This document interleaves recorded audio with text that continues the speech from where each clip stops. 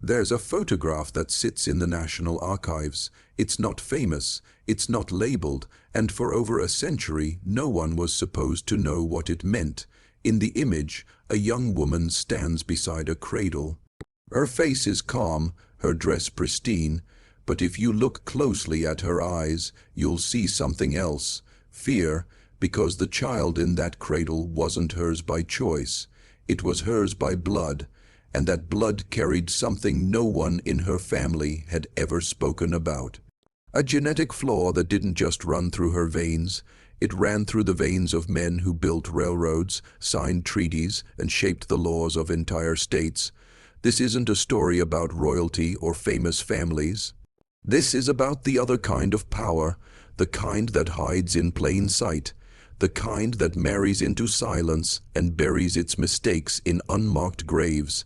By the time you finish this video, you'll understand why certain names in American history were scrubbed from records, why certain bloodlines vanished without explanation, and why the children born from those unions were never allowed to speak. This is the story of a lineage that changed history, not through greatness, but through what it tried to hide. And it all started with a single mistake in the blood. In 1847, a man named Cornelius Harrow owned over 2,000 acres in Virginia. He wasn't a household name. He wasn't a president or a general. But he was connected. His sister married a senator, his cousin sat on the Supreme Court, and his wealth came from something older than money, land grants that stretched back to the colonial era, passed down through blood, protected by law. Cornelius had 3 sons. The eldest was expected to inherit everything. The second would enter politics. The third, a boy named Edmund, was different. From the time he was young, Edmund showed signs. Seizures that came without warning, violent outbursts that left servants bruised and silent, a stare that seemed to look through people rather than at them. The family called it sensitivity. They said he had a poet's mind, an artist's temperament. But the doctors who visited the estate in secret knew better. They saw the tremors in his hands, the way his speech would slur and twist, the moments when he didn't recognize his own mother. They never wrote it down. They were paid not to. When Edmund turned 19, his father arranged a marriage. The girl was 16, the daughter of a tobacco merchant who owed Cornelius a favor. Her name was Abigail. She had no say in the matter. No one told her about Edmund's condition. No one warned her that the bloodline she was entering carried something broken. The wedding took place in the fall. By winter, Abigail was pregnant. And by spring, the child was born in a locked room on the 3rd floor of the estate, far from the main house, far from witnesses. The midwife who delivered the baby left that night and never returned to the county. The child, a boy, lived for 6 days. He never opened his eyes. His skin was pale, almost translucent. His limbs twitched in rhythms that didn't belong to a newborn. Abigail held him once, just once. And then they took him away. There was no funeral, no baptism, no record of birth. Just a small stone marker in the woods behind the property, overgrown now, unreadable. But that child wasn't the mistake. He was only the first. Abigail would go on to have 4 more children. 3 survived past infancy. 2 of them showed the signs, the same tremors, the same vacant stares that lasted too long, the same sudden rages that came from nowhere and vanished just as fast. The family called it bad nerves. They said the children were delicate, high-strung, prone to fits of melancholy. But the truth was written in their blood, coiling through their DNA like a sentence handed down from generation to generation. By the time Edmund died in 1871, his surviving children had already married into other families, families with land, families with influence, families whose names you'd recognize if I said them out loud. But I won't, because some of those names are still attached to foundations, universities, and political dynasties that exist today, and they've spent over a century making sure no one connects the dots. One of Edmund's daughters, a woman named Catherine, married a railroad magnate in Pennsylvania. She had 7 children. 4 of them displayed neurological issues severe enough that they were kept on separate floors of the family mansion, attended by private nurses who signed agreements never to speak about what they saw. One boy, Catherine's youngest son, had episodes where he would scream for hours, clawing at his own face until his fingernails broke. Another child, a girl, never learned to speak. She would sit in the sunroom, rocking back and forth, humming a single note until someone sedated her with laudanum. The family hosted charity galas in the same house. Senators and governors walked past those locked doors and heard nothing, because the walls were thick, and the staff knew better than to talk. Catherine's husband commissioned a private study in 1889. He wanted to know what was wrong with his children. He hired a German physician, a man who specialized in hereditary diseases, to examine the family medical history. The doctor spent 3 months reviewing records, conducting interviews, tracing the bloodline back through Edmund, through Cornelius, and even further. What he found terrified him. He wrote a single report. 23 pages. It detailed a genetic mutation that affected the central nervous system, a flaw that caused progressive degeneration, seizures, cognitive decline, and in some cases, complete psychosis. The mutation was autosomal dominant. That meant every child born to a carrier had a 50% chance of inheriting it, and it had been present in the Harrow line for at least 4 generations. The doctor sealed the report and handed it to Catherine's husband. He was paid $10,000, a fortune at the time, and told to leave the country. He did. The report was burned, but the bloodline kept spreading. By the turn of the century, the mutation had reached at least 12 families across 6 states. And every single one of them knew. They didn't call it by name. They didn't speak about it at dinner tables or in letters, but they knew. You could see it in the way certain children were kept out of photographs, in the way some family members were sent to live in private sanitariums with no official record of admission, in the way entire branches of family trees were pruned from genealogies, names crossed out, birth records quietly altered or lost. There was a system to the silence. When a child was born showing the signs, the family would wait. If the symptoms were mild, the child might be allowed to live a supervised life, married off to someone outside the bloodline. Their condition explained away as nervousness or poor constitution. But if the symptoms were severe, the child disappeared, not in the way you're imagining. There were no murders, no violent ends. These were wealthy families. They had options. Private institutions existed for this exact purpose. Places with gardens and high walls and names like Fairhaven or Greenwood Manor. Places that advertised rest and recuperation for those of delicate health. But inside, the reality was different. Rows of rooms with reinforced doors. Patients who never received visitors. Medical staff who were paid to keep no records and ask no questions. Some of these facilities still exist today, repurposed as luxury rehabilitation centers or boutique hotels. If you walked their halls now, you'd never know that a century ago, children with the wrong last name were left there to live out their lives in medicated silence. One such place was in upstate New York. It was called Whitmore House. Between 1892 and 1924, at least 19 members of interconnected families were admitted there. None of them were ever released. Their death certificates listed causes like heart failure, pneumonia, complications from influenza. But the real cause was always the same, the blood they were born with, and here's what makes it worse. These families didn't just hide their children, they hid the evidence. medical records were purchased and destroyed. Doctors were paid to retire early or relocate. Nurses who spoke too openly were dismissed without reference. In one case, a physician named Dr. Marion Colfax tried to publish a paper on hereditary neurological disorders in 1911.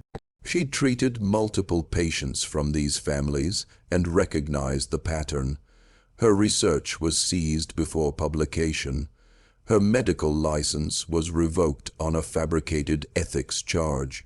She spent the rest of her life working as a schoolteacher in rural Ohio, never speaking publicly about what she'd seen. The paper she wrote was never found, but her personal journal survived, and in it she wrote one sentence that still chills me.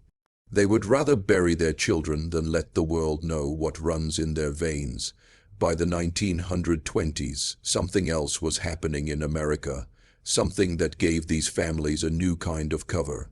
The eugenics movement was gaining power. It wasn't fringe science. It wasn't happening in back alleys. It was being taught at Harvard, Yale, Princeton. It was funded by the Rockefeller Foundation and the Carnegie Institution. And it gave the wealthy a language to justify what they'd already been doing for decades. Sterilization laws were being passed in state after state.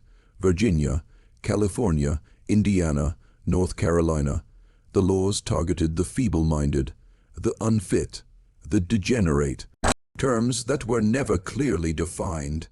Terms that could mean anyone the state decided didn't deserve to reproduce. And behind closed doors, certain families saw an opportunity. If the government was going to sterilize poor immigrants and institutionalized women in the name of racial hygiene, why not use the same laws to quietly erase their own genetic mistakes? Records show that at least 7 members of the families connected to the Harrow bloodline were sterilized between 1924 and 1935, not in public hospitals, not as part of any official program, but in private clinics with consent forms signed by parents or guardians, procedures performed by physicians who understood discretion. One woman, a granddaughter of Catherine Harrow, was sterilized at age 17 after suffering her 3rd seizure. Her medical file listed the reason as hereditary epilepsy with risk of moral degeneration. She lived another 52 years. She never married. She never told anyone what had been done to her. Her diary was found after her death in 1987. In it, she wrote about the day she woke up in the clinic, bandaged and bleeding, and realized she would never have children. She wrote, "They didn't ask me. They didn't even tell me why. They just took it." And here's where it gets darker. Some of these families didn't just participate in eugenics, they helped fund it. Donors whose names appeared on the boards of research institutions that studied heredity, intelligence, and racial purity. The same institutions that provided the scientific justification for forced sterilization laws. The same institutions that influenced immigration policy, marriage restrictions, and involuntary commitment standards. They weren't doing it out of ideology, they were doing it out of self-preservation, because if the science said that certain genetic traits were undesirable, that certain bloodlines were tainted, then it wasn't cruelty to remove those traits from the population. It was progress, it was responsible, it was what any reasonable family would do, and the best part, no one would ever question it because the law was on their side. If you're still watching, you're already braver than most. Tell us in the comments, what would you have done if this was your bloodline? The mutation didn't disappear, it couldn't. Genetics don't care about wealth or reputation or how many laws you pass. By the 1950s, the families had scattered. Some moved west, some changed their names, some married into new money, tech fortunes, oil dynasties, families that had no idea what they were inheriting. The symptoms became easier to hide. Medicine advanced. Anticonvulsants could manage seizures, psychiatric medications could dull the rages, therapy could be explained away as stress management, and genetic testing didn't exist yet, not in any meaningful way. So the bloodline kept moving forward, quiet and patient, waiting in the DNA of people who had no idea they were carrying it. In 1983, a neurologist in Boston began noticing a pattern among his patients. 7 unrelated individuals, all presenting with nearly identical symptoms: progressive tremors, cognitive decline beginning in their 30s, seizures that didn't respond to standard treatment. He ran tests. He took family histories, and he found something that shouldn't have been possible. All 7 patients shared a common ancestor, a woman named Catherine, born in Pennsylvania in 1871, the same Catherine who married the railroad magnate, the same Catherine whose children were locked away on separate floors. The neurologist tried to publish his findings. He wanted to identify the mutation, to warn families who might be carriers, to offer genetic counseling and testing. But before his paper could go to print, he received a visit. 2 men in expensive suits. They weren't aggressive. They didn't threaten him. They simply explained that the families involved valued their privacy, that publishing this research could cause unnecessary panic and reputational harm, that it would be better for everyone if he focused his work elsewhere. He was offered a research grant, a significant one, enough to fund his lab for 5 years. He took the money. The paper was never published, but the mutation is still out there. In 2003, a genetic testing company began offering ancestry and health screenings to the public. Within 2 years, they'd identified over 40 individuals carrying the same rare neurological marker. All of them descended from families with ties to Virginia, Pennsylvania, and New York in the late 1800s. The company flagged the findings and sent letters to the carriers, offering counseling and further testing. Most of them ignored it. Some were angry. A few threatened legal action, claiming the information was an invasion of privacy. But 3 of them responded, and what they learned destroyed them. One woman discovered that her grandfather, a man she'd been told died of a heart attack, had actually spent the last 20 years of his life in a psychiatric facility. Another man found out his great-aunt, who'd been erased from every family photograph, had been sterilized at 16 and institutionalized until her death at 71. A third discovered that her daughter, who'd just been diagnosed with early-onset tremors, was carrying the same mutation. 50% chance. That's what the genetics counselor told her. Every child born to a carrier has a 50% chance, and there was no cure, no treatment that could stop the progression, just management. Just waiting. Next section, ZW. Next section 7, the truth that remains today. The mutation has a name. It's cataloged in medical databases. It's studied in research labs, but the families connected to it are still protected by something stronger than science. Silence.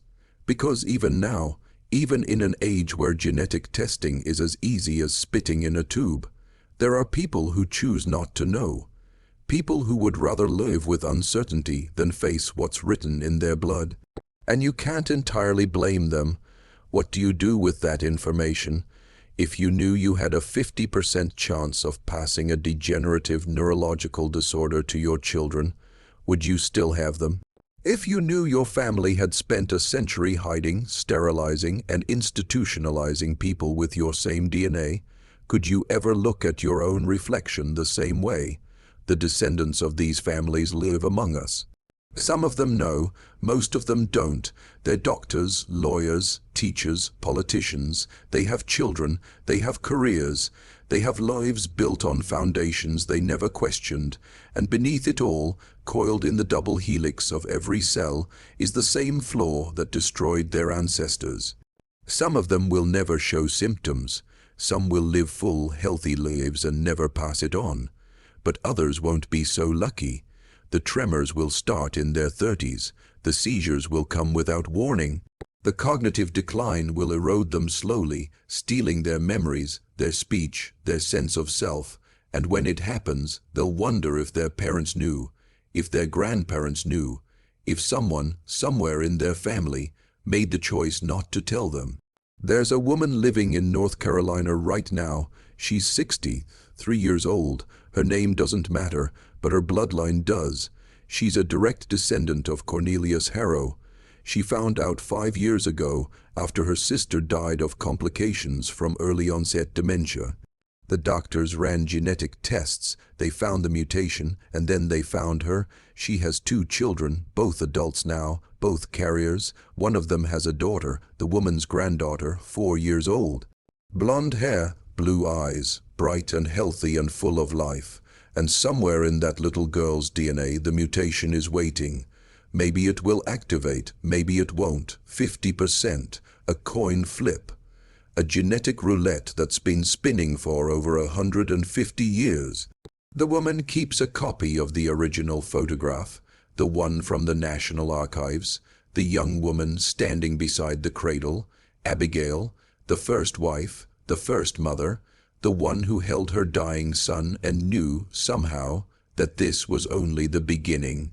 The woman stares at that photograph sometimes, late at night, and wonders if Abigail knew, if she understood what she was passing down, if she ever imagined that her bloodline would stretch across centuries, carrying the same hidden flaw, the same silent suffering, the same terrible choice. And then the woman closes the book, turns off the light, and goes to check on her granddaughter, because what else can you do? You can't change your blood. You can't rewrite history. You can't undo the mistakes of people who died before you were born. All you can do is live with it and hope that when the coin flips, it lands in your favor. The lineage that changed history didn't do it through greatness. It did it through survival, through silence, through the choice to hide rather than heal, and it's still here, still spreading, still waiting in the blood of families who will never know they're connected. That's the real horror, not what happened. But what's still happening, right now, in bloodlines that look nothing like the Harrows.